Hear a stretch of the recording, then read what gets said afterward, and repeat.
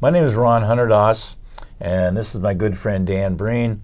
We're going to take you through some of the early years of Fairfield High School sports. Give a brief history of myself. I was born here. I'm 74 years old. Graduated from Fairfield High School, obviously. Spent a year in a little college called Lee College, and then I came back to Parsons College in 1969. Graduated in 1972, which was the next to the last class to graduate from Parsons College. And then I started my teaching and coaching career in Fairfield, and I'll give it to Dan. Well, I have a different background. I came from Lorain, Ohio, which is an old industrial town near Cleveland. I got recruited to play basketball at Parsons. It was the best offer I had as far as the farthest away from home, which is what I was wanting to get. And I moved to Fairfield somewhat apprehensively because I came from a city, and suddenly I'm out here in what I sometimes refer to as Mayberry, and decided I really loved the community and never left. So now we've been part of sports history for the last 50 or 60 years, and so we're both still here. We both started coaching in similar times. I had a little trouble getting my feet on the ground first couple of years, going back and forth from one or two different jobs. But I did start coaching track, and I was an 8th grade boys basketball coach in 1975.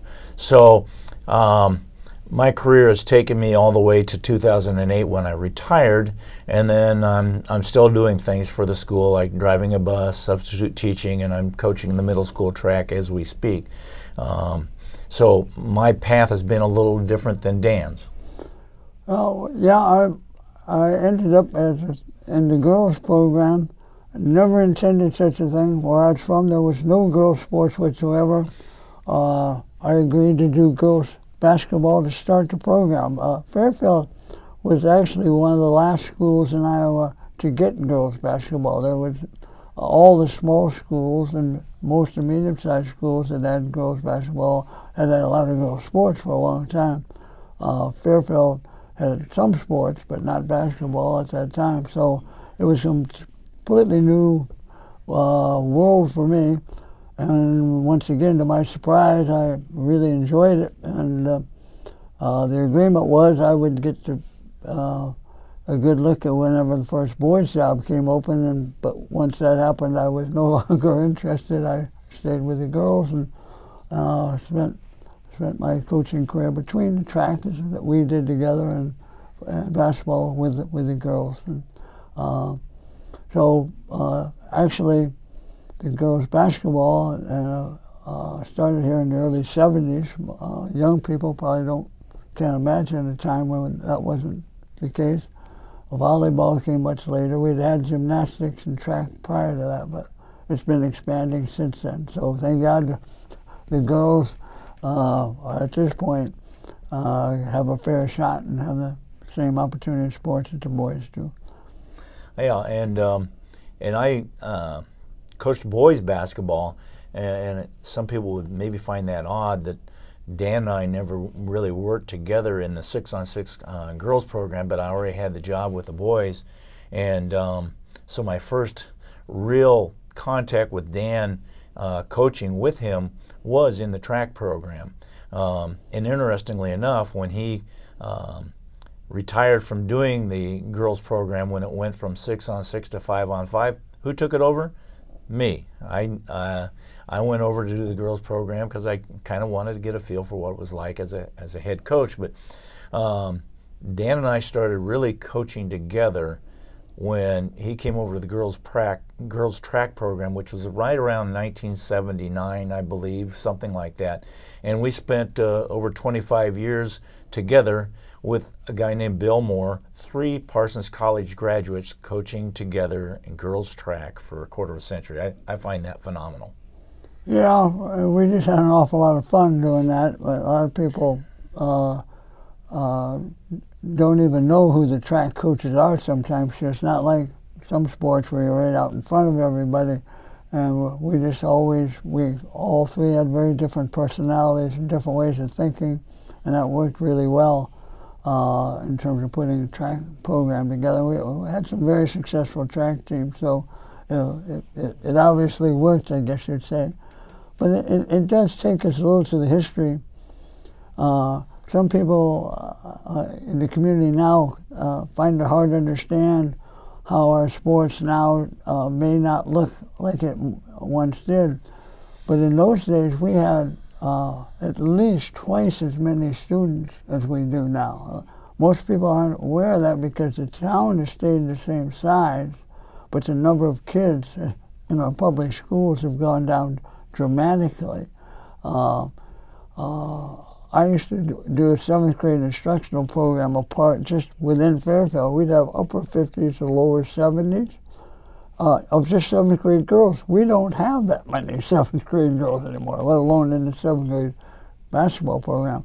So that's a major change in the landscape of competitive sports, that we have so many fewer students than we once did. I agree with that completely. And I think also what makes some things a little difficult is that there are so many more choices now than what there were before. Used to be, when we first started coaching track together, all there was track in the spring. And now you have tennis, you have golf, soccer, which has been added in the last decade, I would guess. And so they have multiple choices to do, and then also there's so much overlapping now between the sports that it becomes increasingly difficult for a kid to finish one sport before they start another. And back in the day, not only did we have a lot of kids out for track, I think it was understood between the coaches with our girls, especially what I'm talking about. I think you made it very clear you wanted them to be out doing track. And I had large numbers in my cross-country program, partly because I think you probably encouraged that, and not only encouraged it, you ran with my team. We would go out and run with them. And I know a couple good stories that you can go ahead and allude to them if you want to, about how you enjoyed your moments with them. Well, I was a young man then, so and I was a runner myself, so getting on the track or in the cross country came natural. The girls didn't always appreciate the encouragement as I was running by them, maybe running backwards once in a while. That sort of taunted them. And that's been thrown up to me over in my later years now. But, you mentioned going from sport to sport. That was in a wholly different climate because the coaches overlapped as well. Many of the football coaches also coached in the winter. If you're a basketball coach, as I was, it was a natural to want to do track. Or, of course, I volunteered in cross country for years because it was good for basketball and I enjoyed it. The coaches had a different sense of cooperation and cohesion then because there was so much overlap in terms of the sports. And we went from season to season. Now it's a different environment because each sport wants their kid year-round or is competing for the kid's time, and there's more sports doing it. So it's a lot harder to maintain a very cohesive, predictable pool of kids that are going to play. It makes it much more difficult. I think people coaching now is a lot more difficult than all those years ago when we essentially just worked together from sport to sport. And I could tell you that it was not unusual for any particular coach to be coaching pretty much year-round as far as the school year is concerned. There were a few that even would coach year-round school calendar year, and even then in the summer. I was one of those coaches that did cross-country and went right to basketball and then right to track. And for various reasons, I think it might be a little more difficult to attract coaches to do most anything anymore. I think it's difficult to find coaches these days for a variety of reasons, and it's a little discouraging to me to watch the erosion of high school athletics, to be honest with you. Well, there's no doubt it's more difficult now. We didn't have anybody coaching in those days that wasn't a teacher, for instance. So everybody had some level of professional background if they were going to coach. Now we're just very fortunate that we have people in the community willing to coach these sports, because there's not even close to enough teachers willing to coach. In fact, it's more unusual than not to have the coaching staff actually be teachers. So that's an entirely different environment, and it's not the fault of the people that they have to ask to do it. It's because they have no other choice if you're even going to have those programs. You have to fill it with somebody. So it becomes a little more like amateur sports, like a little league or whatever. We're out there trying to find coaches so that you can have a league and take care of the kids. So that is really a wholly different environment than when we came in all those years ago. Going back to coaches had the expectation to have kids out for their sport, and so your better kids were out for basically every sport, and now I think there's an expectation a lot from parents and maybe kids. The fulfillment used to be their high school career, and now there's a lot of channeling and energy towards one sport, and you don't get that full high school experience because they want to be involved in one sport and try and excel at it and hope for that college scholarship.